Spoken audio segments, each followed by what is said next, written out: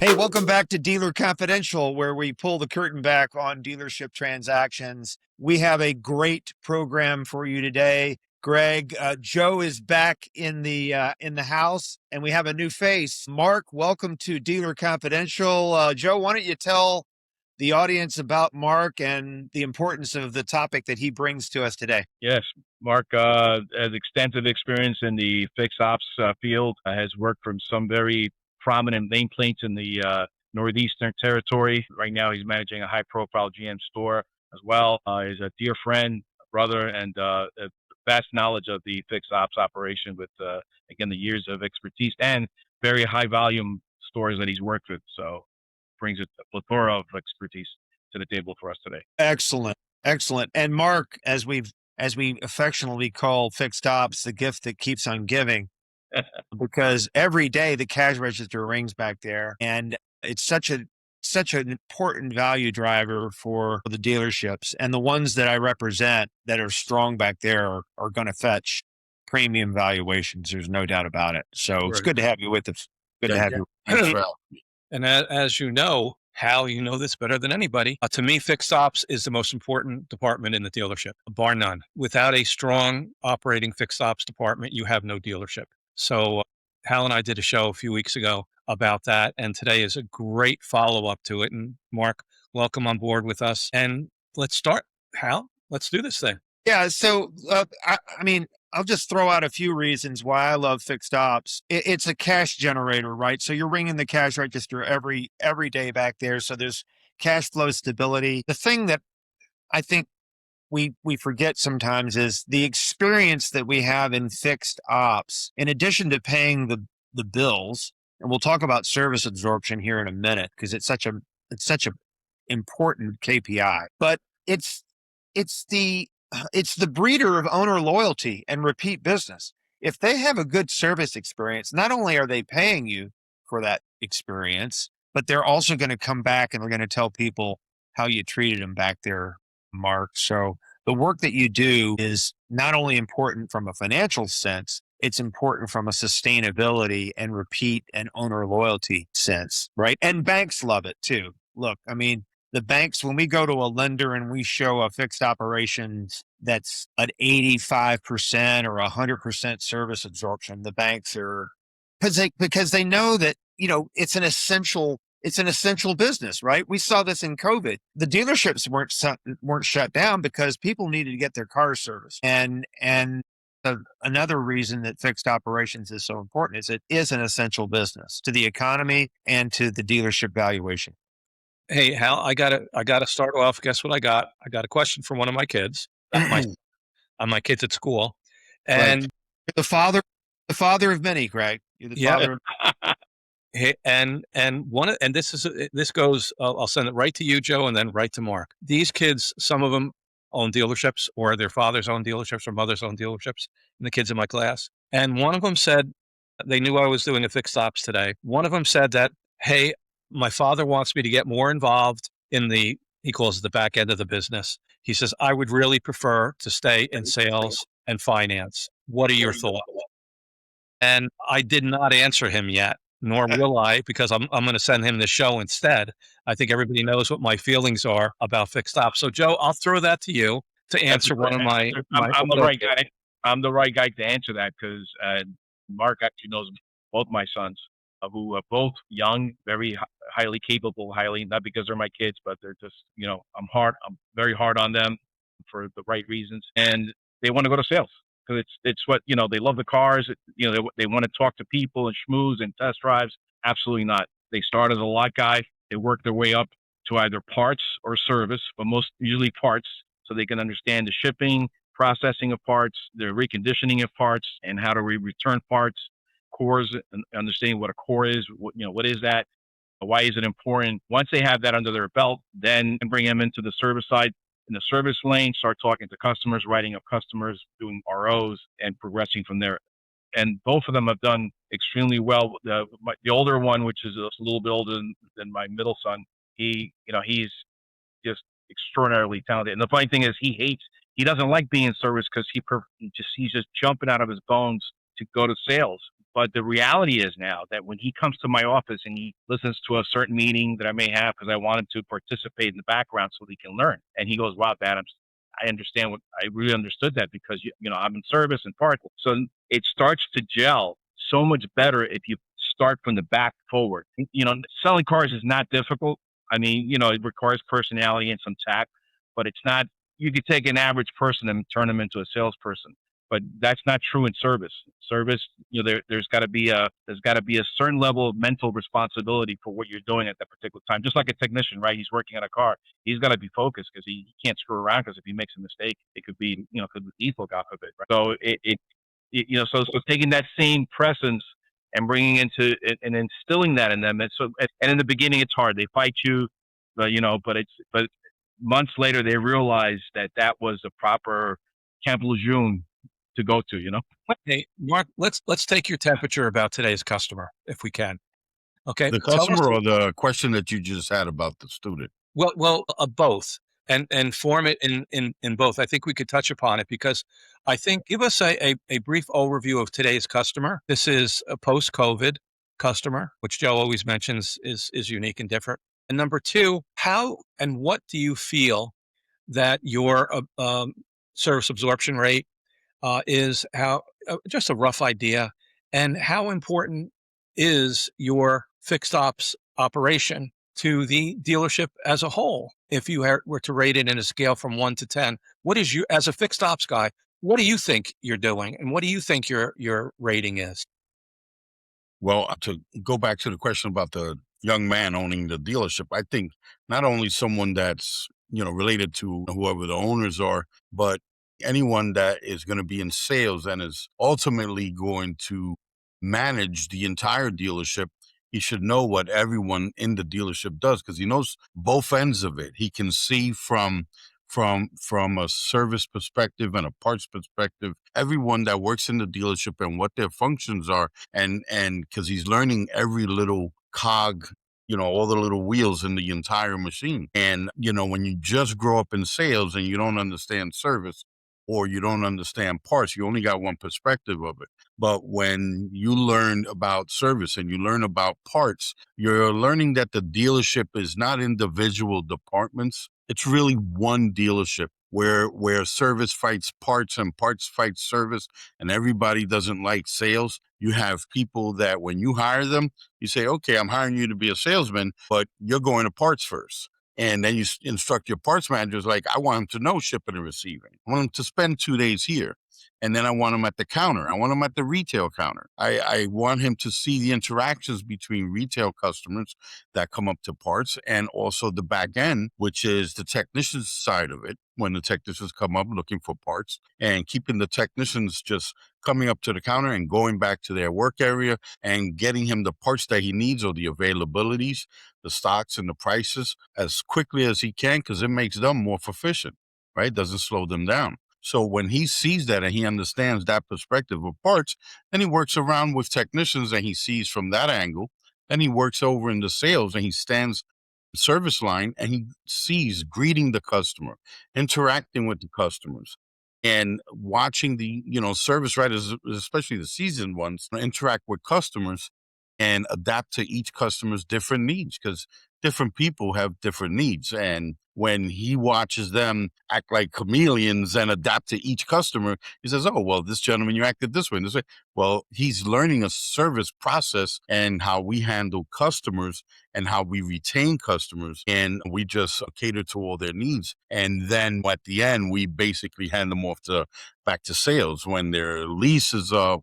So he sees the entire chain of events from parts to service to sales. Then he's seeing the customer, especially repeat customers, and he knows, let me get this customer also back into service. Let me make his first appointment. And he understands the entire dealership versus just being hired for sales and then growing up, let's say the way we say, growing up in the sales department and not respecting or understanding other people's departments or the employees that are working in there. Yeah, I think that's great. Hal, your thoughts? I love that idea of this enterprise approach to the dealership because that's exactly what's going on. And to the extent that the service personnel understands what other departments are doing and vice versa, it just makes for a more complete enterprise. And when I go to represent a dealership like that, that's got structured, institutionalized processes, the folks are cross trained, as Mark just mentioned. It just gets a premium notch above. I would say too. I did a little research here, knowing we'd talk about this. Joe said everybody wants to. The showroom's got these shiny cars and they're glistening and they smell good. You get in them and you smell the leather. But let's talk about the greenbacks, okay, for a minute, because you can smell money too if your nose is that sharp. In new vehicles, gross margin 5 to 7%, 5 to 7%. New used vehicles 12 to 15%. I got my 90%. Okay, I'm talking about margin now. Service 70 to 75%. Parts 35 to 45%. Body shop, if you've got a body shop, 40 to 50%. So the money is in the back, not in the front. And so if you like money, and we all do, it is fun to sit in them and drive them and smell them, but you got to be good at retaining. You got to be good at retaining them, and you retain them and you make money on them in the back. It's Yeah, funny. I really liked your idea of, and again, we've been advocating that, and that's walking a new hire, whatever department you hire them for, walking them through an internship in each of the sub departments or main department. I love that idea. I've Great been idea. teaching that all the way through with our kids, and Hal and I have been talking about it in all of our podcasts. And the other thing it does is, and again, maybe Joe, you could address this, is it addresses the value for employees. Because I guess our show, last week, Hal, or whatever, we talked about, maybe two shows ago, we've talked about the value of retaining in a buy-sell, retaining as many of the producers in that dealership as possible. And Hal is selling it, and my buyers are buying it. And we preach to them, if this dealership is successful, we want to retain as many of those people that made it a success as possible. And Mark, I love the way you outlined walking, new staff, cultured through the system, and getting them expertise in almost all the department. Not maybe expertise, but at least a knowledge of what each department does and the importance of each department. Joe? Yeah, it's funny, to your point that you asked a question to Mark, and Hal kind of covered a little bit of it. It's quite interesting that a lot of dealers that buy dealerships or get into a position to be a dealer principal of one or two or a couple of stores, a lot of them start maybe perhaps with a used car lot and gravitate to a new car store. But what's interesting, most of those guys, the majority, are great salespeople and great F&I guys and great GSMs, but they're not great service and parts to people. And I speak from experience with my old partners who were great used car guys. And when I got into business with them, I begged them. I said, you've got to listen to what I've got to say, because you're not going to understand it because you're not familiar with it. I said, but you can make so much more money in service and parts than you can in sales. And they would look at me like I had six heads. And so it's imperative that the personnel, along with ownership, understands the importance of fixed ops. Going back to your point about and to Hal's about the absorption. I mean, the dealership, think about it. If you haven't, the domestics were always the best at it. GM and Ford, I think, were, and certainly Chrysler at the time. I remember, I been doing this too long, 40 years, but, back in the 60s, 70s, and 80s, I mean, you couldn't survive unless you had 75, 85, 95% absorption. Just you had to. Or then the whole objective was to get to 100, maybe a little bit over 100. And at that point, think about it. If you're running, let's say 90%, which is attainable, and 90%, 90% of your expenses are covered. So you sell a few cars, you cover the other 10%, and then the rest is gravy. So it takes the pressure off a dealer principal and ownership. Not that you want to relax and take a back seat, but it just, there's going to be months where there's so many snowstorms, or maybe the Hurricane Colorado came through in September, and so forth, and or a month that 4 holidays hit at the same time. The business experiences all those things, and what keeps it steady and keeps it going, to both you and Hal's point and to Mark's point, is fixed ops. I can't. It's so imperative, and I my head is just spinning because I know so many guys that own dealerships now that are new car guys that have great stores. And they do okay in service and parts, but they could do so much better. But they're just not they're just not cemented mentally into it. And it's so important. Hey, Yeah. Mark, do you find that customer is dominating now in the fixed ops? Are they demanding? Are they understanding? What is your take on today's customer, which is, again, post COVID? These are customers that are coming back to you, maybe you haven't seen in a year or 2 years or whatever. Give us an overview as to that particular customer and how do you handle them, especially in the sense that we all know that we have to make money everywhere, but we want to tend to their particular needs as well. How do you handle that? Well, like I said before, when the service writer is trying to adapt to each customer's needs, that's one of the things that a well-trained staff of service writers needs to know. And if as a service manager you don't see it happening, you need to train that service writer to look out for that, look out for a way that he can adapt to each individual person's needs. Because an older senior citizen, coming into the store, he has, he's at a certain mode. I just need my oil change. I know this. And then you have a young person, how they say the Gen X's or the, Gen Z's, 20-year-olds, 25-year-olds, that they're like, hey, I'm just here for an oil change. And you have to train these customers and advise them on where to get the information. And the way you adapt to each individual, generation of customers is you see how they receive information. So if you have Gen X, you got Gen Zs, and they only use apps. They use their apps on their phones. And you want to get, with that customer to provide them the information that he can use his device to get it, any answers and our availability to him through that app. Now you have an older person, 50, 60 years old. He doesn't do that. He'll pick up the phone and call you. That you need to have every single method of communication available that you can, respond to whatever the customer's needs in the form that they need the information brought to them. Yeah, Mark, it's funny that not funny, but it's great that you just mentioned that because one of our sponsors is Dealer Advantage, and their expertise is just what you said. They create apps not only to buy, sell cars, finance, everything else, but a large part of their app is service, where they actually live stream a technician working on an individual's car and show them what's wrong or right with the vehicle and give them an idea of what's being done and almost walk them through, nonstop the time period it takes to work on their car. Let me ask you one other question though, and whether this is a Joe question or a Mark question. Do you educate your service advisors to the customer prior to the customer coming in? Example, do you pull up the service record? And I'm not talking about when the customer's in front of you, when you pull up his service record and he has it in front of me. Do you have your BDC or whatever print out the service record or the experience that this customer has had with you in the past? So now the advisor goes to them as an educated advisor and welcomes Mrs. Smith back after her, she hasn't been here in XYZ, and the last time she was here was for a tire rotation. And how do you handle that to give, again, the customers a comfort level with you? Well, normally the the appointments that are made for the individual service writer, if it's a repeat customer and he's, and then it goes back to like what I said before, it depends how the customer attained his appointment.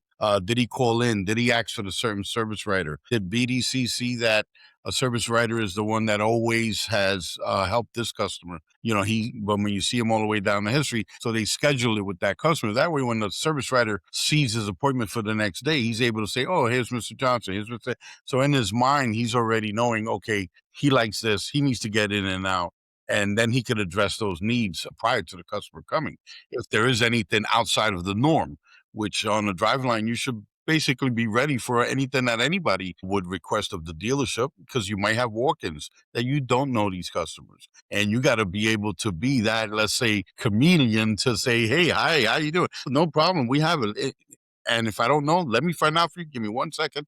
And no matter what, cater to what the customer's needs are when they do come in. As for the other, the idea of the video with a technician, I've been in the business so long, and I've really seen where there are some great things that people want to see exactly the parts that they need and the filters and the leaks. But there are things of having video connection with the service technician that can expose the dealership to some problems where really the technician is only thinking, this is the part, this is what it needs, and that's it. And there's a lot of questions that are not like there's so much information that's being left out that the technician doesn't know. The technician only knows that there's a part that's bad, but he doesn't know that, let's say in the history, the customer has already performed the service and that addressed that concern.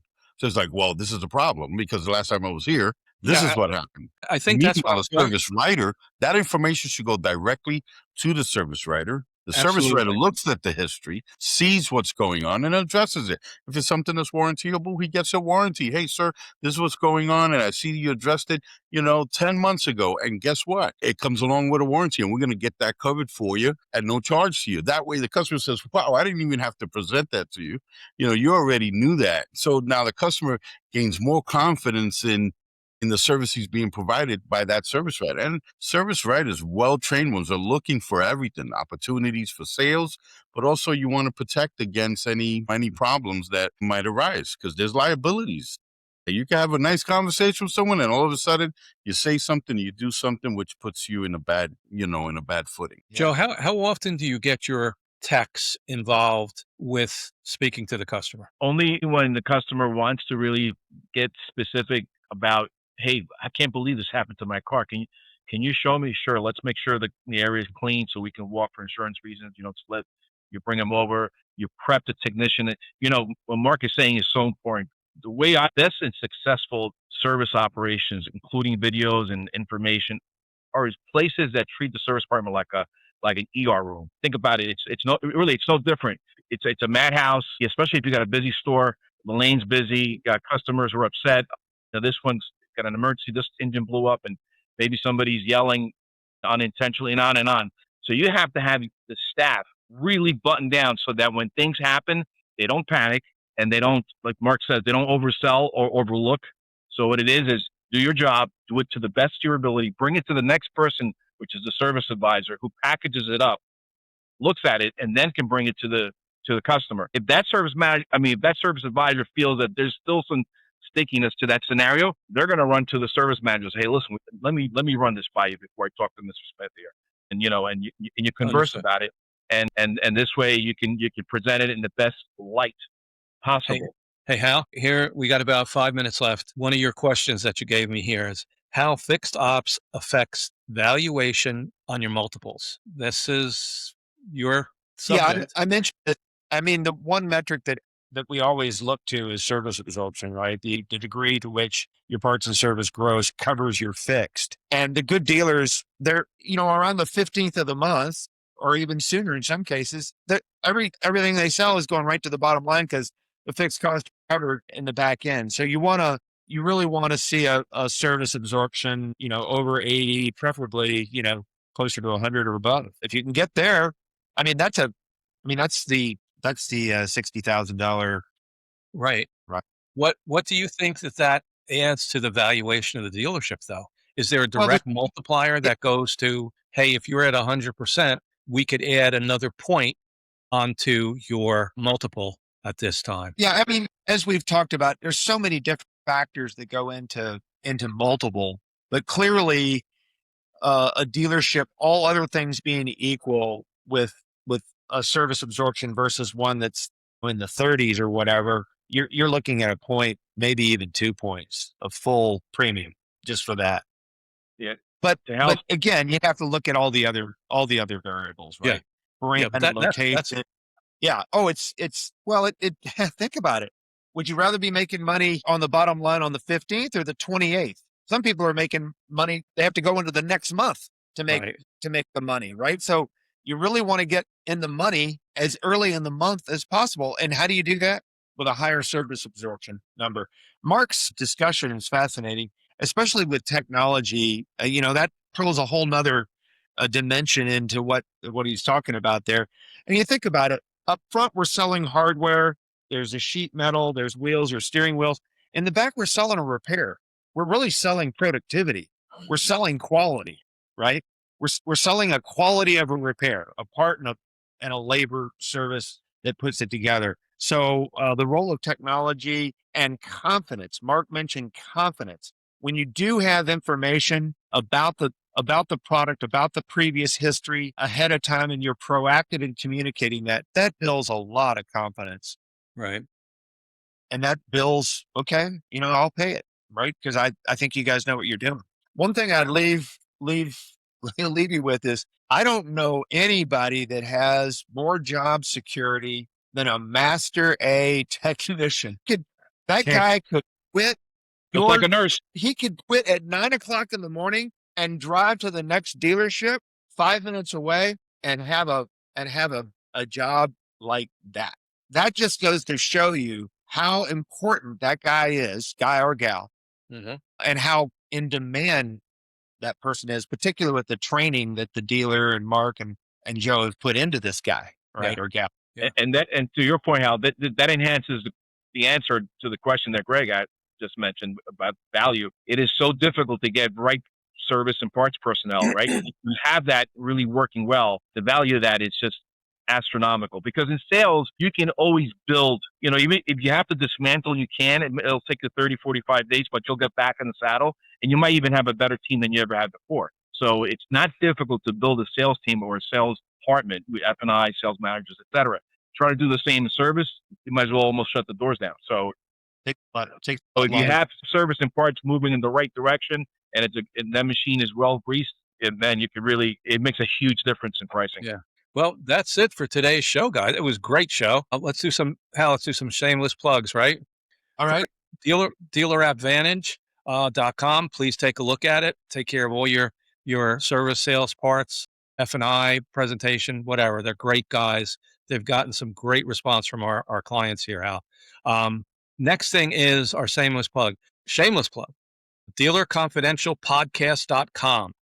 Again, DealerConfidentialPodcast.com. You will see this at the end of the video, and you'll be able to log in to get Hal's white paper, to ask any questions. Hal and I just talked to a couple of listeners today who had some great questions. We're going to address those after we're finished with the show. So we answer every single question that comes to us through DealerConfidentialPodcast.com. The other thing we could do is go to dealer-confidential.com, and that's our regular website. You can go there as well and see all of our older podcasts, and it's a library. It's a who's who, what to do, what not to do type of library. Learning library. And if you want real-time feedback, you know how to get us. Just ping us. We're glad to set up a conference call, confidential, buy, sell, whatever questions you've got. And we've got like Joe and Mark that can help and us. I'll just share with you today's. Hal called me with a customer call in. Literally, Hal spoke to him. Literally within minutes, I had him on the phone as well, and we talked to him, and he was very, very, very impressed with the fact that we got back to him so fast. I think everybody is, Hal. So have to commend you on doing that, and we're going to continue to do that with Joe as we marked on our next show. Any idea what we're doing next, Hal? Got an idea. What?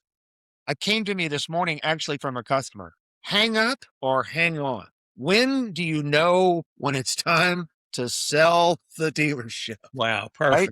Do I hang on and fix, or do I hang up? Hang on or hang up? I think That's going to be wonderful. I think that's an interesting question, and I Okay. got it. One of our customers. I think I'll throw that out there for Yeah. Joe, get ready for that one next week. Mark, You might need it. You might need an hour. yeah, we might. Mark, thank you. Pleasure meeting you. you. Have Yes, you on the Mark. show again. Thank you. Joe, thank you very much. Hal, thank you very much. DealerConfidentialPodcast.com. Don't forget, register. You want Hal's white paper. Thanks, everybody.